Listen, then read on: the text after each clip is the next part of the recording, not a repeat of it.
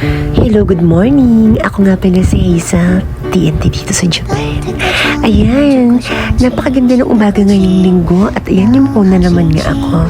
At iningnan ko nga ang bintana at napakaganda nga ng araw at si Hero J tulog pa. Pagod kasi dalawang araw din siya nagtrabaho. At iningnan ko nga ang mga ulap guys, napakaganda ng araw pero medyo malamig pa. At pinuntahan ko nga yung bahay ni Akira. Ang dati kong kasamahan sa Omisen. Ayan, kasi mamamalengke kami dahil kung tuwing linggo ay nag-aamutan kami kung sa baga dito sa Japan is Jengzin. Ayan. So, ayan, pumunta nga kami dito sa pinakamalapit sa Nagoya, Japan. Isang palengke na ganito. Ayan. So, casual lang yung mga tao dito. Ayan. Kasi medyo summer ngayon. So, ayan, naglakad-lakad na kami. So, isda yung bibili namin. At nag-crave nga kami sa sariwang pusit.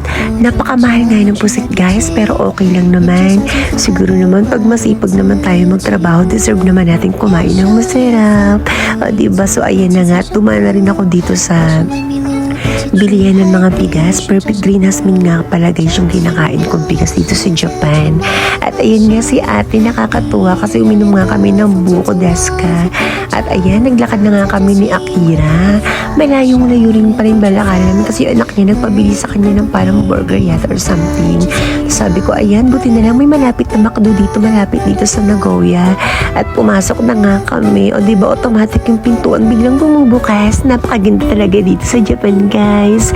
So, ayan na nga. Sabi ni Akira, try mo naman magpipindot. Hindi ka tulad dati na binibigay mo lang yung bayad sa counter. Ngayon, Diyos ko, kailangan mo pa palang pumindot dito.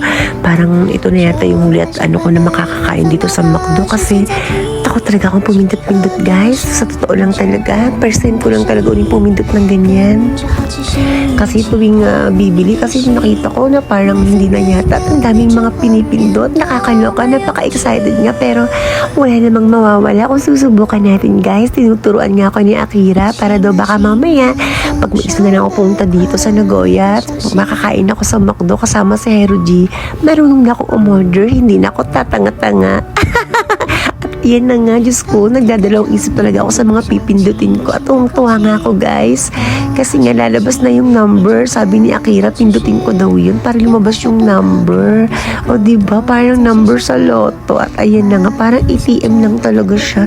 Napaka-high-tech talaga dito sa Japan, guys. Sana alam ko sa Pilipinas, parang ganyan na rin eh.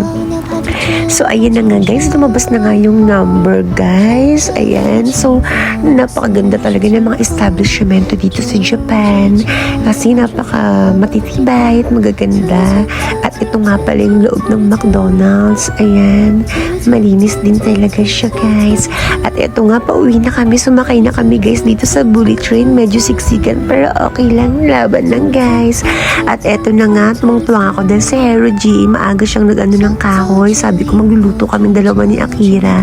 At sabi ko kay Akira, ako na lang ang magpiprito ng isda deska. So ayan na nga guys, nilagay ko na ang olive oil. Ayan, so ilalagay ko na siya sa mainit na kawali. At ang ganda-ganda nga ng pagkakasalansa ng mga kahoy ni Hero G. Maraming salamat, arigato, gozaimasu Hero G, kasi ginawan mo ako ng kahoy.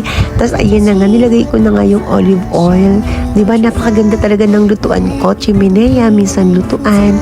Ayan, lahat na dyan guys, pwede mong gawin. Makakatipid ka talaga pag dito ka sa Japan. Hindi mo kailangan umarte, kailangan mo lang maging wais. So ayan na nga guys, pinirito ko na nga yung isda na yan. Napakasarap pala talaga ng isda na yan. Corsillo daw ang tawag din, sabi ni Akira. So, ayan nga, pinakrispy-crispy ko. Tapos si Akira naman, nagluto naman siya ng adobong pusit na maanghang. So, nilagyan niya nga ng butter, guys. Na-excite na talaga akong kumain ngayong linggo. So, ayan na nga, ginisagis. Minekos-mekos na nga yung sibuyas at bawang. Ayan, ginisagisan niya talaga, guys. Tapos maganda yung pagkakaapot. Ayan na nga, guys. Luto na nga yung mga pagkain. Yun lang, maraming salamat. Happy Sunday, everyone!